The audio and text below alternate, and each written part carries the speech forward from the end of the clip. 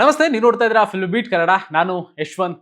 Big boss elimination ಆಗ್ತಾ ಇದೆ. ಇನ್ನೇನು ಫಿನಾಲ್ಗೆ ಕೆಲವೇ ದಿನಗಳು ಮಾತ್ರ ಬಾಕಿ ಇದೆ. ಈ ಸರಿ ಮಿಡ್ ವೀಕ್ ಎಲಿಮಿನೇಷನ್ ಆಗಲಿಲ್ಲ, ಆದರೆ ಡಬಲ್ ಎಲಿಮಿನೇಷನ್ ಶನಿವಾರ ಮತ್ತೆ ಭಾನುವಾರ ಆಯಿತು. ಸೊ ಭಾನುವಾರ ಎಲಿಮಿನೇಟ್ ಆದಂಥ ವ್ಯಕ್ತಿ ಇವತ್ತು ನನ್ನ ಜೊತೆ ಗೆಸ್ಟ್ ಆಗಿದ್ದಾರೆ.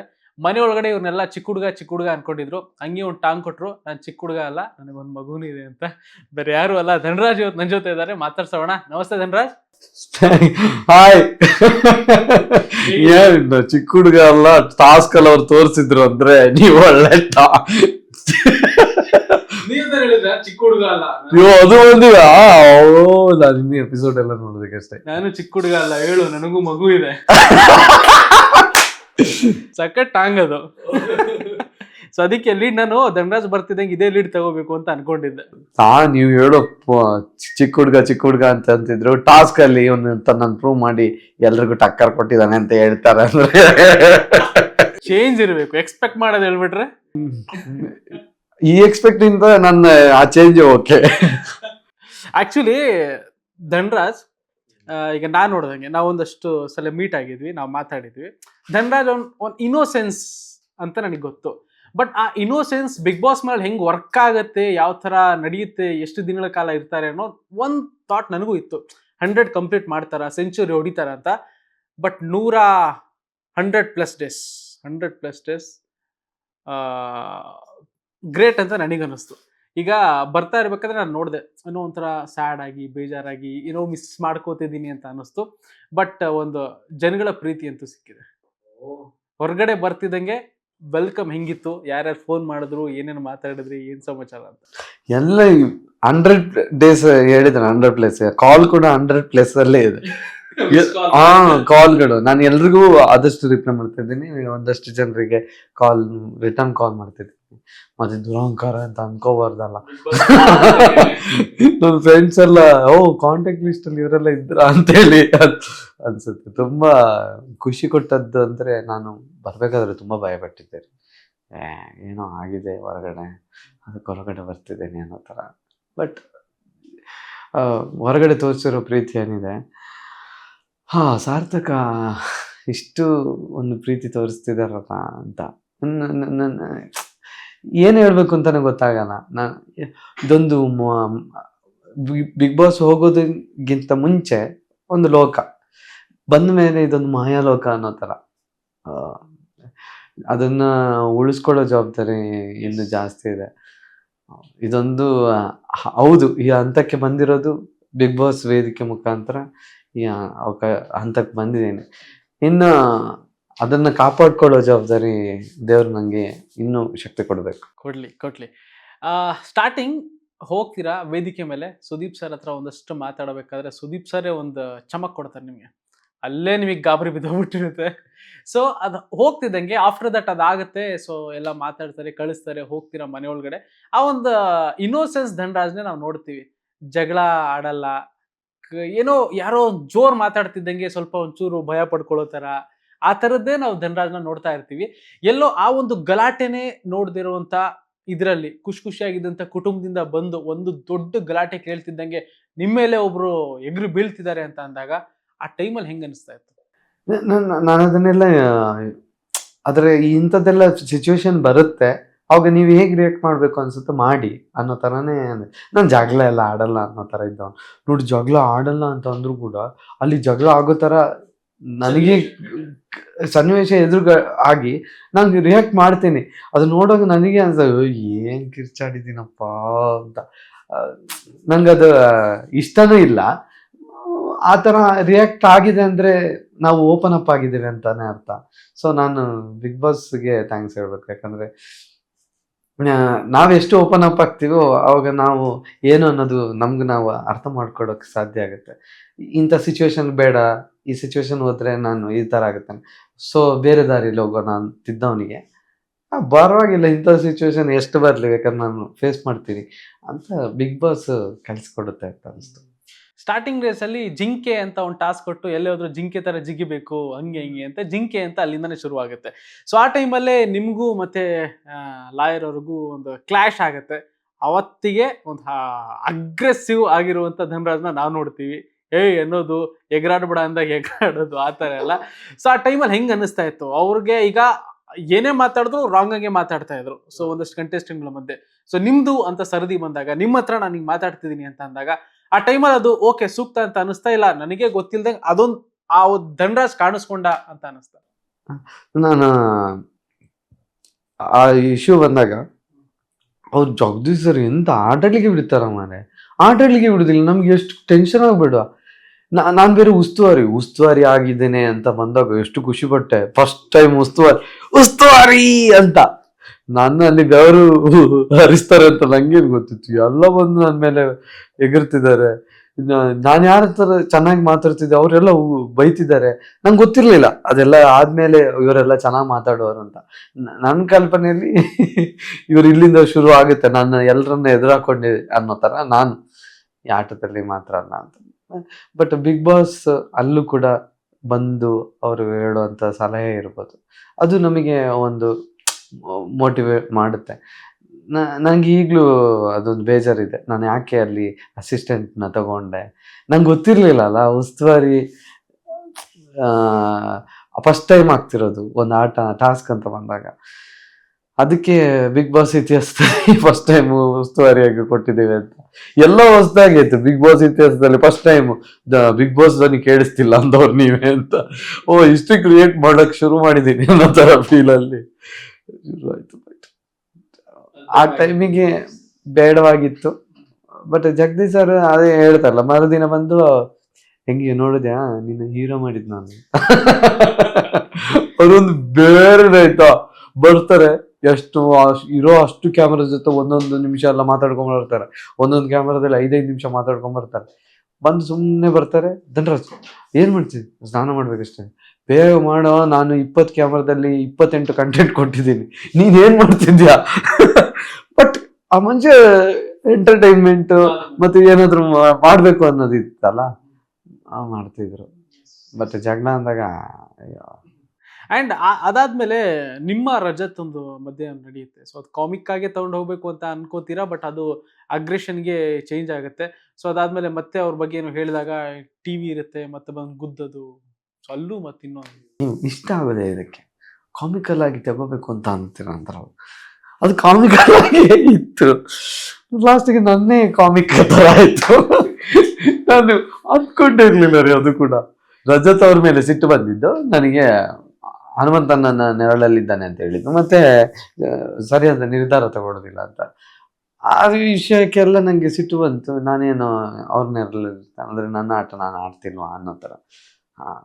ಅಲ್ಲೆಲ್ಲ ನಂಗೆ ರಜತ್ ತುಂಬಾ ಡಾಮಿನೇಟ್ ಮಾಡ್ತಿದ್ದಾರೆ ಅನ್ನೋ ಥರ ಅನಿಸ್ತಿತ್ತು.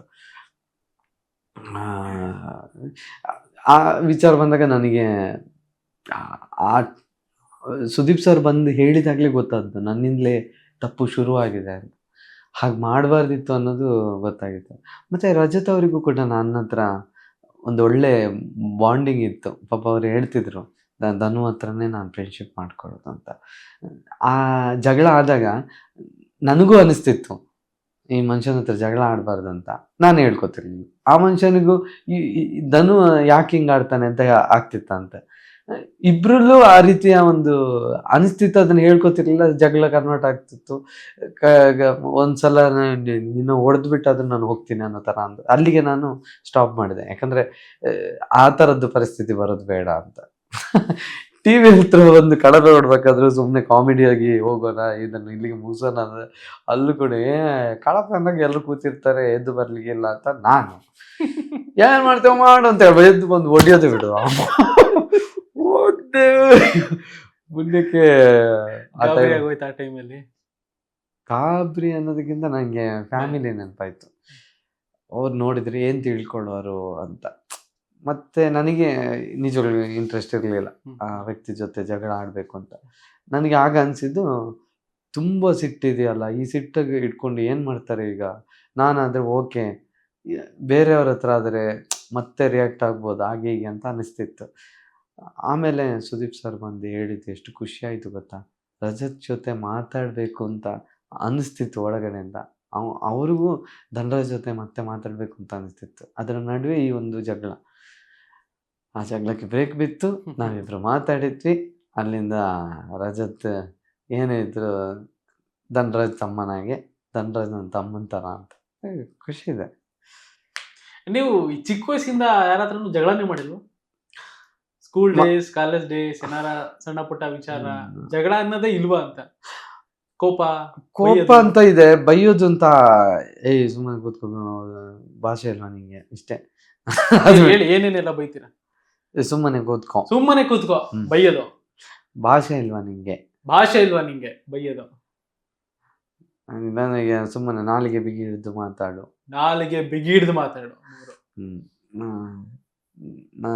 ಇಲ್ಲಾಂದ್ರೆ ಅವ್ರು ಏನಾದ್ರು ಮಾತಾಡಿದ್ರೆ ಕೌಂಟ್ರ್ ಕೊಡೋದು. ಮಂಡೆ ಸುಮ್ಮನೆ ಕೂತ್ರೆ ಸರಿ, ಇಲ್ಲಾಂದ್ರೆ ನಾನೇನು ಅಂತ ತೋರಿಸ್ತೇನೆ ಅನ್ನೋ ಥರ. ಅದು ಹಿಂಗೆ ಸುಮ್ಮನೆ ಕೂತ್ಕೊಂಡು ಸರಿ ಆಕ್ಷನ್ ಇಲ್ವಾ?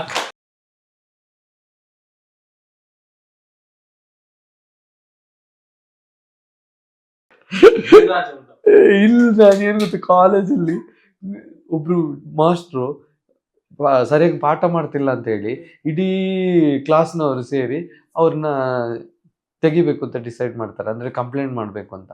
ಪಾಠ ಮಾಡೋದಿಲ್ಲ, ಯಾವುದು ಲೆಕ್ಚರ್ನ ಪಾಠ ಮಾಡ್ತಿಲ್ಲ, ನಮಗೆ ಸರಿಯಾದ ಸಿಲೆಬಸ್ ಪಾಠ ಮಾಡ್ತಿಲ್ಲ, ಸೊ ನಾವು ಅವ್ರನ್ನ ತೆಗಿತೆ, ಬೇಡ ಅವರು ಅಂತ. ಅವ್ರು ಬಂದು ಏನೇನೋ ಬಾಲಮಂಗಲ ಕಥೆ ಎಲ್ಲ ಹೇಳ್ತಿದ್ರು. ಅದಕ್ಕೆಲ್ಲ ತೆಗಿಬೇಕು ಅಂತ ಎಲ್ಲರೂ ಹೋಗಿ ಪ್ರಿನ್ಸಿಪಾಲ್ ಹತ್ರ ಕಂಪ್ಲೇಂಟ್ ಕೊಟ್ಟರು. ಬರ್ದೆ ನಾನು ಅಳ್ತಾ ಕೊಡ್ತೀನಿ, ಅವ್ರದ್ದು ಕೆಲಸ ಹೋಗುತ್ತೆ ಅಂತ. ಪ್ರಪಂಚದಲ್ಲಿ ಇಂಥ ಇನ್ನೋಸೆಂಟ್ ಹುಡುಗನ ನಾನು ನೋಡಿಲ್ಲ. ಅಳ್ತಾ ಕೂರ್ತಿರತ್ತೆ, ತೆಗಿಬೇಕು ಅಂತ ಹೇಳೋರು ಇವ್ರೆ, ಹೋದ್ರೆ ಕೆಲಸ ಹೋಗ್ಬಿಡ್ತಲ್ಲ ಅಂತ ಅಳೋರು ಇವ್ರೆ. ಅಲ್ಲ, ತೆಗಿಬೇಕು ಅಂತ ಅವ್ರದ್ದು ಹೇಳುದು, ಇರ್ಲಿ ಏನಾದ್ರು ನಾವೇ ಓದ್ಕೊಂಡು ಪಾಸ್ ಆಗುವ ಅಂತ.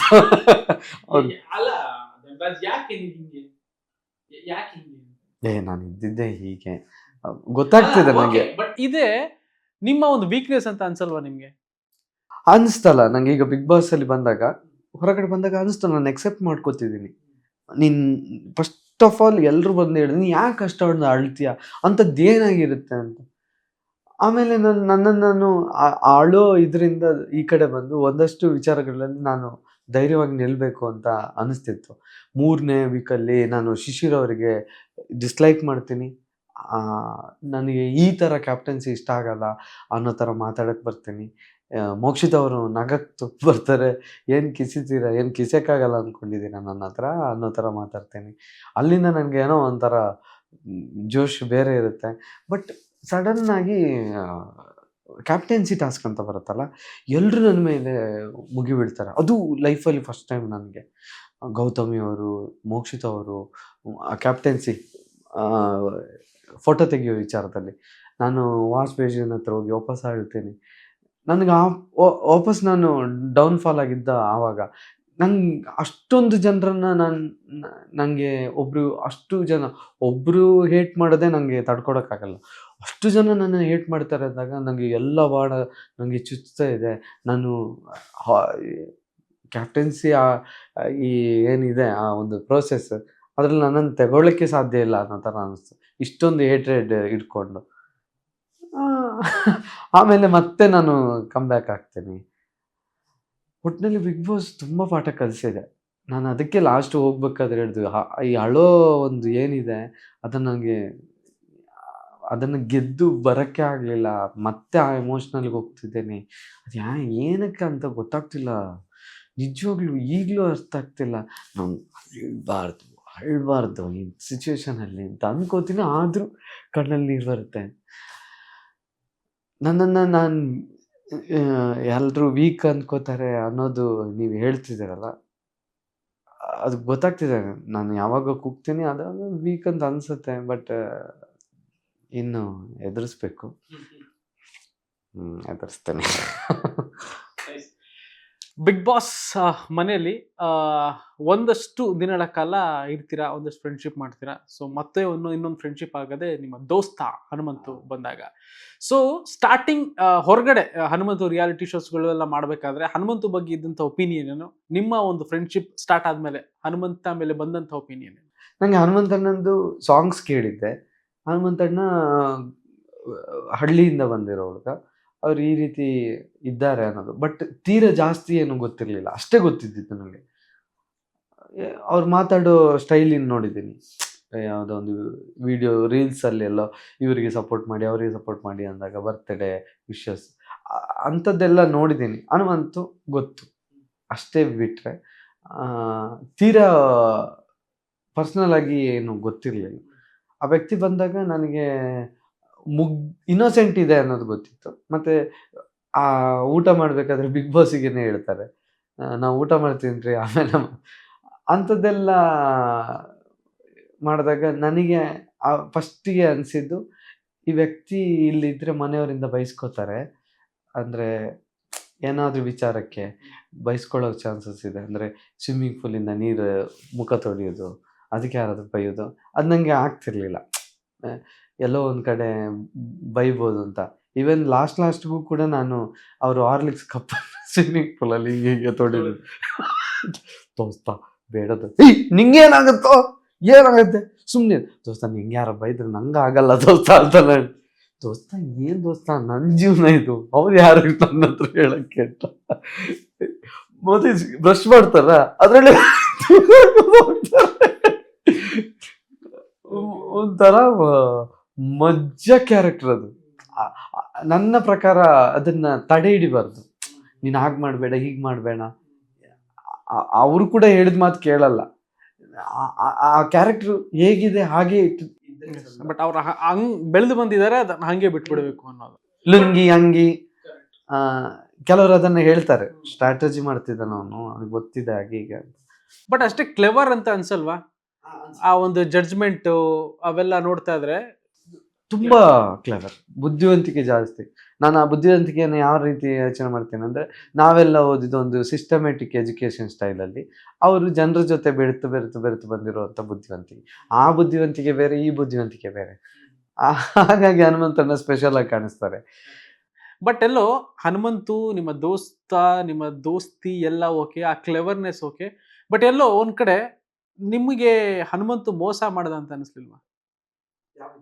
ಈಗ ಫಿನಾಲೆ ಟಿಕೆಟ್ ಅವ್ರು ಹೋಗಿದ್ರು, ಸೇವ್ ಮಾಡ್ಬೋದಿತ್ತು. ನನ್ನ ದೋಸ್ತಾನೇ ಸೇವ್ ಮಾಡ್ಬೋದಿತ್ತು. ಮೋಕ್ಷಿತನ ಮಾಡಿದ್ರು. ಸೊ ನಿಮ್ಮನ್ನ ಸೇವ್ ಮಾಡ್ಕೊಂಡು ನಿಮ್ಮನ್ನೇ ಕರ್ಕೊಂಡು ಹೋಗ್ಬೋದಿತ್ತಲ್ಲ. ಹಾಗೆ ನನ್ನನ್ನು ಕರ್ಕೊಂಡು ಹೋದ್ರೆ ನನಗೂ ವ್ಯಾಲ್ಯೂ ಇರ್ತಿರ್ಲಿಲ್ಲ. ಯಾಕಂದ್ರೆ ಆಲ್ರೆಡಿ ಆ ವೀಕಲ್ಲಿ ನಾನು ತಪ್ಪು ಮಾಡಿದ್ದೆ. ಬಟ್ ಅದೇ ನೀವು ಹೇಳಿದಿರೋಂಗೆ ಗೊತ್ತಿಲ್ಲದೆ ಇರುವಂತ ತಪ್ಪು. ಎಲ್ಲರೂ ಅದೇ ನೋಡ್ಕೊಂಡು ಮಾಡ್ತಿದ್ದಾರೆ ಅನ್ನೋ ಕಾರಣಕ್ಕೆ ನಾನು ಮಾಡಿದೆ ಅಂತ. ಸೊ ತಪ್ಪು ತುಂಬಾ ಹೈ ಲೆವೆಲ್ಗೆ ಹೋಗಿದ್ರೆ ಅವತ್ತೇ ನೀವು ಹೊರಗಡೆ ಹೋಗ್ತಾ ಇದ್ರಿ.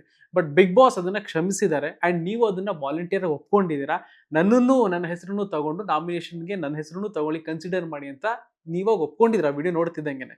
ಸೊ ಅದೆಲ್ಲ ನಿಮ್ಗೆ ಅರಿವಾಗಿದೆ, ಹೌದು ನಾನು ತಪ್ಪು ಮಾಡಿದ್ದೀನಿ, ನಾನು ಇದಕ್ಕೆ ಇದೀನಿ ಅಂತ. ಸೊ ಅದಾದ್ಮೇಲೆ ಅದೇನು ಮಾಡಲಿಲ್ಲ, ಅವತ್ತಿನ್ಗೆ ಮಿಡ್ಬಿಕ್ ಎಲಿಮಿನೇಷನ್ ಬಿಟ್ರು ಅಂತ ಅಂದಾಗ ಓಕೆ, ಗೊತ್ತಿಲ್ದಿರ ಆಗಿರುವಂಥದ್ದು.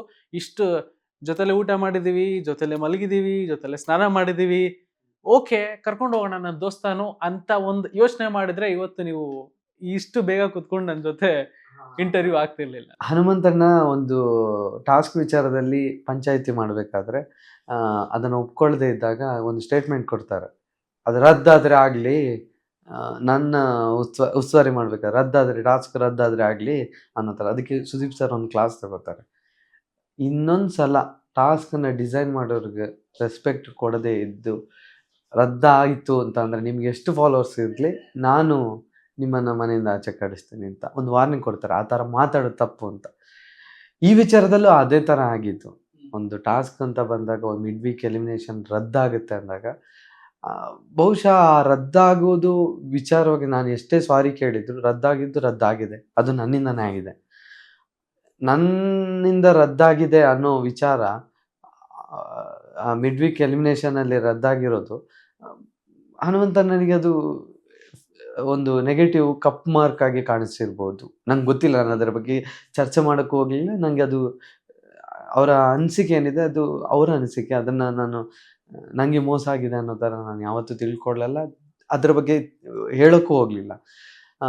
ಅವರ ಪ್ರಕಾರ ಹಾಗಿರ್ಬೋದು ಅಂತ ಅನಿಸುತ್ತೆ ರದ್ದಾಗಿರೋದು. ಈ ವಿಚಾರದಲ್ಲಿ ನಾನೇನಾದರೂ ಧನುಗೆ ಸಪೋರ್ಟ್ ಮಾಡಿದ್ದೇನೆ, ದೋಸ್ತನಿಗೆ ಸಪೋರ್ಟ್ ಮಾಡಿದೆ, ನಾಳೆ ಅದೇ ಬರ್ಬೋದು. ಫ್ರೆಂಡ್ಶಿಪ್ಪು ನೋಡ್ದ, ಇಷ್ಟರವರೆಗೆ ಆಟ ಅಂತ ಮಾಡ್ದ, ಆಟದಲ್ಲಿ ಫ್ರೆಂಡ್ಶಿಪ್ ತರಲಿಲ್ಲ, ಈಗ ಫ್ರೆಂಡ್ಶಿಪ್ ತಂದಿದ್ದಾನೆ ಅನ್ನೋ ಥರ. ಬಹುಶಃ ನನ್ಗನ್ಸುತ್ತೆ ಆ ಥರ ಏನಾದ್ರು ಆಗ್ತಿದ್ರೆ ಆ, ರದ್ದು ಮಾಡಿರೋ ಇವನನ್ನ ಟಾಸ್ಕ್ ವಿಚಾರದಲ್ಲಿ ರದ್ದಾಗಿ ಫಿನಾಲೆಗೆ ಕರೆದ ಅಂತ. ಅವ್ರಿಗೂ ಬ್ಲ್ಯಾಕ್ ಮಾರ್ಕ್ ಆಗ್ತಿತ್ತು, ನನಗೂ ಬ್ಲ್ಯಾಕ್ ಮಾರ್ಕ್ ಆಗ್ತಿತ್ತು. ಯಾಕಂದರೆ ಅಲ್ಲಿ ಆ ವೀಕಲ್ಲಿ ತಪ್ಪು ಮಾಡಿದವನನ್ನೇ ನೀನು ಸೇವ್ ಮಾಡಿದ್ದೀಯ ಅನ್ನೋ ಥರ ಆಗ್ಬಿಡ್ಬೋದೇನೋ ಅಂತ. ಸೊ ದೋಸ್ತ ಮಾಡಿ ಸರಿ ಇದೆ. ದೋಸ್ತ ನನ್ನ ಪ್ರಕಾರ ಸರಿ. ಯಾಕೆ ಈ ಪ್ರಶ್ನೆ ಮಾಡಿದೆ ಅಂತಂದ್ರೆ, ಒಂದಷ್ಟು ಜನ ಪ್ರಶ್ನೆ, ಒಂದಷ್ಟು ಜನ ಕಮೆಂಟ್ಗಳು, ಒಂದಷ್ಟು ಜನ ಪ್ರಶ್ನೆ ಮಾಡ್ತಿರೋ ಒಂದು ಕ್ಲಾರಿಟಿ ಸಿಗಲಿ ಅನ್ನೋ ಕಾರಣಕ್ಕೆ. ಗೊತ್ತಾಯ್ತು, ನಾನು ಆ ಪ್ರಶ್ನೆ ಗಮನಿಸಿದ್ದೀನಿ. ಬಹುಶಃ ನಾನು ದೋಸ್ತ ಬರಬೇಕಾದ್ರೆ ನನ್ನ ಒಂದು ಮತ್ತು ಅವರ ಬಾಂಧವ್ಯದಲ್ಲಿ ನಾನು ಆ ಒಂದು ಎಮೋಷ್ನಲ್ ಆಗಿರೋ ರೀತಿಗೆ ಪಾಪ ಎಲ್ಲೋ ಒಂದು ಕಡೆ ಅವ್ರಿಗೂ.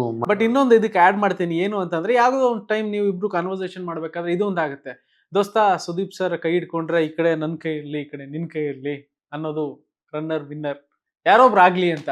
ಸೊ ಇಬ್ರು ಹಿಂಗಿದ್ದಿದ್ರೆ ಮಧ್ಯದಲ್ಲಿ ಸುದೀಪ್ ಸರ್, ಈ ಕಡೆ ಇಬ್ರು ದೋಸ್ತಗಳು ಇದ್ದಿದ್ರೆ ಹಿಂಗಿರೋದು ಅಂತ ಒಂದಷ್ಟು ಜನ ಯೋಚನೆ ಮಾಡ್ತಾ ಇರಬಹುದೇನೋ.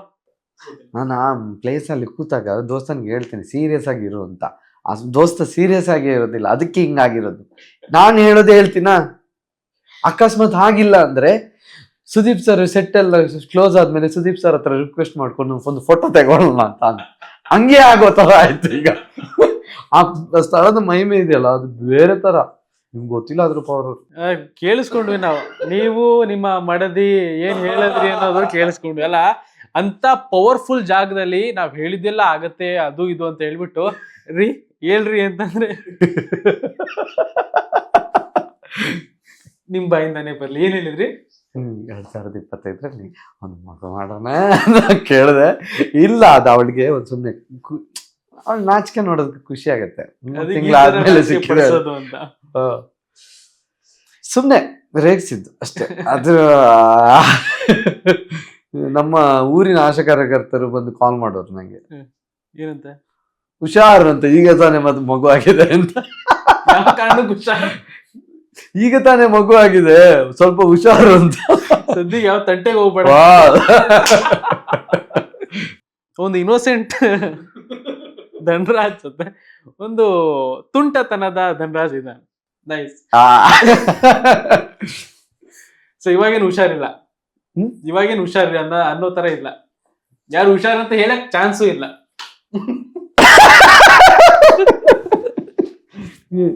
ನಮ್ ಮನೆ ಕತೆ ಬಿಡ್ರಿ, ನಮ್ಮ ಹುಷಾರ್ ನಾವ್ ನೋಡ್ಕೋತೀವಿ. ನಿಮ್ ತಂಟೆಗೆ ಬರೋ ಸೊ ಅಲ್ಲಿ ಆ ಜಾಗದ ಮಹಿಮೆ ಬೇರೆ ತಥಾಸ್ತು ಅಂದಿರುತ್ತೆ ಅಷ್ಟೇ. ಹಂಗೆ ಆಯ್ತಾ ಅಂತ ದೋಸ್ತ ಒಂದು ವಿಚಾರದಲ್ಲಿ. ಇಲ್ಲ, ಇನ್ಮೇಲೆಲ್ಲ ಪಾಸಿಟಿವ್ ಆಗ್ಲಿ. ಅಂಡ್ ಮನೆ ಒಳಗೆ ಹೋಗ್ಬೇಕಾದ್ರೆ ನಿಮ್ ಪಾಪು ಇನ್ನು ಚಿಕ್ಕದು, ಎಷ್ಟು ಮಿಸ್ ಮಾಡ್ಕೊಂಡ್ರಿ ಆ ಒಂದು ಆಟ ಆಡ್ಸುವಂಥದ್ದು, ಆ ಚೈಲ್ಡ್ಹುಡ್, ಆಮೇಲೆ ಆ ಫಾದರ್ಹುಡ್ ಅಂತ ಇರುತ್ತೆ, ಆ ಒಂದು ಕ್ಷಣಗಳನ್ನ, ಅದೆಲ್ಲ ಆ ಕಣ್ ಬಿಡೋ ಟೈಮ್ ಆಗಿರ್ಬೋದು, ಇಲ್ಲ ಕೈ ಇಟ್ಕೊಳ್ಳೋದಾಗಿರ್ಬೋದು, ಕೆಲವೊಂದು ಇರುತ್ತೆ ಸಣ್ಣ ಪುಟ್ಟ. ಎಷ್ಟು ಮಿಸ್ ಮಾಡ್ಕೊಂಡ್ರಿ ಈ ಒಂದು 100+ ಡೇಸ್? ನಾನು ಹೇಳ್ದಂಗೆ ಬಿಗ್ ಬಾಸ್ ಕಾಲ್ ಬಂದಿದ್ದೆ ಅವಳು ಹುಟ್ಟಿದ ಮೇಲೆ. ಅವಳಿಲ್ಲೇ ನನಗೆ ಸಿಕ್ತು ಅನ್ನೋ ಥರ. ಒಂಥರ ನನಗೆ ಪ್ರಸಿದ್ಧಿ ಬಂದ ಮೇಲೆ ಒಂದು ಲಕ್ ಚೇಂಜ್ ಆಯಿತು ಅನ್ನೋ ಥರ ಅಂದ್ಕೊಂಡಿದ್ದೀನಿ. ಅದಾಗಿದ್ದು ಕೂಡ ಅವಳ ಜೊತೆ ನಾನು ಆ್ಯಕ್ಚುಲಿ ನಾನು ದೇವರಿಗೆ ಥ್ಯಾಂಕ್ಸ್ ಹೇಳಬೇಕು. ಯಾಕಂದರೆ ಪ್ರತಿಯೊಬ್ಬರು ಕೂಡ ಇರಬೇಕು ಆ ಟೈಮಲ್ಲಿ, ಹಸ್ಬೆಂಡ್ ಜೊತೆಗಿರ್ಬೇಕು ಅಂತ ಬಯಸ್ತಾರೆ. ನಾನು ಯೂಟ್ಯೂಬ್ ಮಾಡ್ತಿರೋದ್ರಿಂದ ಅಲ್ಲೇ ನನ್ನ ಕೆಲಸ ಇತ್ತು.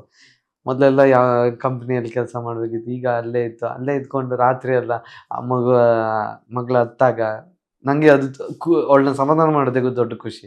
ನಾನೇ ಅವಳ ಹತ್ರ ಹೇಳ್ತೇನೆ, ನೀನು ಸಮಾಧಾನ ಮಾಡಬೇಡ, ನಾನು ಸಮಾಧಾನ ಮಾಡ್ತೀನಿ ಅಂತ. ಮಕ್ಕಳಂದ್ರೆ ತುಂಬ ಇಷ್ಟ, ಮಕ್ಕಳನ್ನ ನೋಡ್ಕೊಳ್ಳೋದು ಅಂದರೆ ತುಂಬ ಇಷ್ಟ. ಅಂತ ನನಗೆ ಮಗುನ ಬಿಟ್ಟು, ಅದು ನನ್ನ ಮಗಳನ್ನೇ ಬಿಟ್ಟು ನಾನು ಮಗುದಂದಾಗ ತುಂಬ ಬೇಜಾರಾಯಿತು. ಒಂದು ಫಸ್ಟ್ 1-2-3 ವೀಕಲ್ಲೆಲ್ಲ ನನಗೆ ತುಂಬ ಕಾಡ್ತಿತ್ತು. ಆಮೇಲೆ ಅಡ್ಜಸ್ಟ್ ಆಗೋಕ್ಕೆ ಶುರುವಾಯಿತು. ಆನಂತರ ಯಾವಾಗ 1-2 ತಿಂಗಳಾಗುತ್ತೆ, 3 ತಿಂಗಳಾಗುತ್ತೆ, ಆ ತಿಂಗಳು ಆದಾಗ ಮುಖ ನೋಡಬೇಕು ಅಂತ ತುಂಬ ಆಸೆ ಆಗ್ತಿತ್ತು. ಅಂದರೆ ಚೈತ್ರ ಅವ್ರು ಹೇಳ್ತಿದ್ರು, ಈಗ ನಿಮ್ಮ ಮಗು ಒಂದಷ್ಟು ತೆವಳೋದೆಲ್ಲ ಮಾಡ್ತಾಳೆ. ಅದನ್ನೆಲ್ಲ ಮಿಸ್ ಮಾಡ್ಕೊಂಡಲ್ಲ. ಯಾಕೆ ನಾನು ಇಂಥ ಟೈಮಲ್ಲಿ ಇಲ್ಲಿ ಬಂದಿದ್ದೀನಿ ಅನ್ನೋ ಥರನೇ ಅನಿಸ್ತು ನನ್ನ. ಆಮೇಲೆ ಆ ಥರನೂ ಅನಿಸುತ್ತೆ, ಮತ್ತು ಇದೊಂದು ದೊಡ್ಡ ಅವಕಾಶ, ಈ ಅವಕಾಶನ ನೀನು ಮಿಸ್ ಮಾಡ್ಕೊಂಡ್ರೆ ಮತ್ತೆ ಸಿಗಲ್ಲ. ನೀನೇನೇನು ಮಾಡ್ತಿದ್ದಿ ನಿನ್ನ ಮಗಳಿಗೋಸ್ಕರನೇ ಅಂದ್ಕೋ ಅನ್ನೋ ಥರ ನನಗೆ ನಾನು ಧೈರ್ಯ ತೊಗೊಂಡು ಮುಂದೆ ಹೋಗ್ತಿದ್ದೆ. ಆದರೂ ಕಂಟ್ರೋಲ್ ಆಗ್ತಿರ್ಲಿಲ್ಲ ರೀ. ಮಗಳನ್ನ ನೆನೆಸ್ಕೊಂಡಾಗ ಕಣ್ಣಲ್ಲಿ ನೀರು ಬರ್ತಿದೆ, ಗೊತ್ತಿಲ್ಲದೆ ಕಣ್ಣಲ್ಲಿ ನೀರಲ್ಲಿ ಬರ್ತಿತ್ತು. ಪರವಾಗಿಲ್ಲ ಬಿಡಿ, ಎರಡನೇ ಪ್ಲಾನ್ ಮಾಡ್ತಿದ್ದೀರಲ್ಲ, ಪ್ರತಿ ಕ್ಷಣನೂ ನೀವು ಅನುಭವಿಸಿ ಮೂಮೆಂಟ್. ಎಸ್. ಆಮೇಲೆ ಎಲ್ಲಾರ್ಗೂ ಯಾರಿಗೂ ಗೊತ್ತಿಲ್ಲದೆ ಇರೋದು ಒಂದ್ ಮಾಡಿದೀರ ನೀವು. ನಿಮ್ಮದು ಮೋಕ್ಷಿತ ಅವ್ರದ್ದು ಫಸ್ಟ್ ಎಂಗೇಜ್ಮೆಂಟ್ ಆಗೋಗಿತ್ತಂತೆ, ಎಲ್ಲ ಹೈಡ್ ಮಾಡಿದ್ರಂತೆ ನೀವು. ಯಾರು ಹೇಳಿದ್ರು? ಸೀರಿಯಸ್, ಅವೆಲ್ಲ ಓಡ್ತಾ ಇದೆ ಸೋಷಿಯಲ್ ಮೀಡಿಯಾದಲ್ಲಿ. ಒಳಗಡೆ ಹೋದಾಗ ಯಾರು ಯಾರು ಅನ್ನೋದೇ ಗೊತ್ತಿಲ್ಲ, ಇಬ್ರು ಹಂಗಿದ್ರು, ಅಷ್ಟು ಚೆನ್ನಾಗಿ ಆಕ್ಟ್ ಮಾಡಿದ್ರು. ಹೊರಗಡೆ ನೋಡಿದ್ರೆ ಇಬ್ರದ್ದು ಒಂದು ಎಂಗೇಜ್ಮೆಂಟ್ ಆಗೋಗಿದೆ, ಸಿಕ್ಕಾಪಟ್ಟೆ ಸುದ್ದಿ. ಅದು ವೆಬ್ ಸೀರೀಸ್ ರೀ, ಆಕ್ಟಿಂಗ್ ಮಾಡಿರೋದು. ಅದನ್ನ ತಗೊಂಡು ಎಂಗೇಜ್ಮೆಂಟ್ ಆಗಿದೆ ಅಂದ್ರೆ ನನ್ನ ಹೆಂಡತಿ ಒಂದು ಪೊರ್ಕೆಲೆ ಹೊಡಿತಾಳೆ ನಂಗೆ. ನೋಡ್ರಪ್ಪ, ಯಾರೆಲ್ಲ ಮೀಮ್ಸ್ ಮಾಡ್ತಿದ್ರಿ, ಯಾರೆಲ್ಲ ಸ್ವಲ್ಪ ಫನ್ ಆಗಿ ಸುದ್ದಿ ಎಲ್ಲ ಮಾಡ್ತಿದ್ರಿ, ಬಟ್ ಆಲ್ಮೋಸ್ಟ್ ಗೊತ್ತು, ಸುಮ್ನೆ ಒಂದು ಚೌಕ್ ಕೊಟ್ಟೆ ಅಷ್ಟೆ. ಪಕ್ಕನಾ? ವೆಬ್ ಸೀರೀಸ್ ಅಷ್ಟೇ, ಬೇರೆ ಏನಿಲ್ಲ. ಅದು ನಾವ್ ಇಲ್ಲಿ ಬಂದ್ಮೇಲೆ ಆ ಕಡೆ ವೈರಲ್ ಆಗಿದೆ. Yes, fine. ಮನೇಲಿ ಒಂದಷ್ಟು ವಾತಾವರಣ ಎಲ್ಲ ನಡೀತಾ ಇರುತ್ತೆ, ಬಟ್ ಮನೆಯವರೆಲ್ಲ ಬಂದು ಒಂದಷ್ಟು ನೀವು ಹೆಂಗೆಲ್ಲ ಆಟ ಆಡ್ತೀರಾ, ಹೋಗ್ತೀರಾ ಅನ್ನೋದೆಲ್ಲ ಹೇಳ್ತಾರೆ. ಈ ಮಧ್ಯದಲ್ಲಿ ಮಂಜಣ್ಣ ಮತ್ತೆ ಗೌತಮಿ ಅವರ ಒಂದು ಬಾಂಡಿಂಗ್ ಹೆಂಗ್ ಅನಿಸ್ತು ನಿಮ್ಗೆ? ಗೆಳೆಯ ಮತ್ತು ಗೆಳತಿಯರ ಬಾಂಡಿಂಗ್ ಹೆಂಗಿತ್ತು? ಅಂಡ್ ಬಂದು ಒಂದು ಹೇಳೋಗಿರ್ತಾರೆ, ಅವ್ರ ಜೊತೆ ಸೇರ್ಬೇಡ, ಇವ್ರ ಜೊತೆ ಸೇರ್ಬೇಡ, ನಿನ್ನ ಆಟ ಆಡು ಅಂತ ಒಂದು ಹೇಳೋದ್ರು, ಮತ್ತೆ ಎಲ್ಲೋ ಆ ಡಿಪೆಂಡೆನ್ಸಿ ಅವೆಲ್ಲ ನೋಡಿದಾಗ ಹೆಂಗ್ ಅನಿಸ್ತಿತ್ತು?